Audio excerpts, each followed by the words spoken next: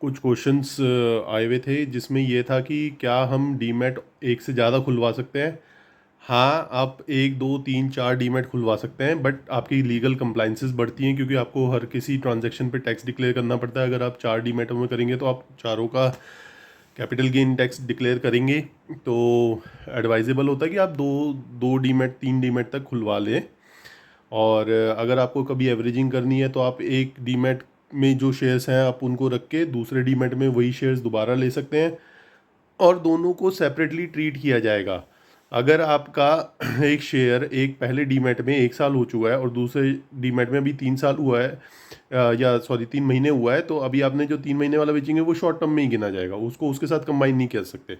और वो जो 1 साल वाला हो गया पहले डीमैट में, वो आपका लॉन्ग टर्म ही गिना जाएगा, तो उसमें लॉन्ग टर्म के हिसाब से टैक्स लगेगा। कई लोग एवरेजिंग के लिए भी वो यूज़ करते हैं। कई लोगों का जैसे ये होता है कि कई बार हमने तो जल्दी निकलना था, पर बाई चांस वो किसी वजह से स्टॉक इतना फॉल कर गया कि आप निकल नहीं पाए। आप निकल नहीं पाए तो आप उसको होल्ड कर रहे हैं, बट आप उसमें फिर से आप ट्रेडिंग अपॉर्चुनिटी देख रहे हैं, तो आप वो दूसरे डीमैट में लेके भी उसको कर सकते हैं। डीमैट खुलवाने पे कोई रिस्ट्रिक्शन नहीं है। दो तरीके के डीमैट होते हैं, इसको मैं अगले वीडियो में डिटेल में बताऊंगा। पर हाँ, दो डीमैट में शेयर्स रखने का फ़ायदा एज सच कुछ नहीं है कि आप दो डीमैट में रखेंगे तो आपको ये फ़ायदा है या वो फ़ायदा है। हाँ, टैक्सेशन के अलग अलग रूल्स चलेंगे, आपके सेपरेट रूल्स चल सकते हैं, लॉन्ग टर्म अलग, शॉर्ट टर्म अलग। अगर आपका होल्डिंग पीरियड दोनों डीमैट में अलग अलग है एक ही शेयर पे। For example, there is a company x, उसको आपने डीमैट 1 में होल्ड किया हुआ है 1 साल, और there is a company again x, आपने डीमैट 2 में होल्ड किया हुआ है 3 महीने, पर आप डीमैट 2 वाला बेचना चाहेंगे तो उस पर आपको शॉर्ट टर्म ही देना पड़ेगा।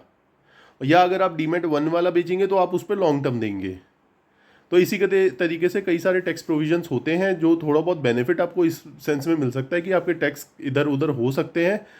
तो अगर उसको आप लेवरेज या उसको आप ढंग से यूज़ करना चाहें तो आप वो भी कर सकते हैं, बट एडवाइजेबल होता है कि आप दो तीन ही यूज़ करें, क्योंकि अगर आप चार डीमैट में X Y Z A B C company के शेयर लेंगे तो चारों का अलग अलग लीगल कंप्लाइंसेस होंगे।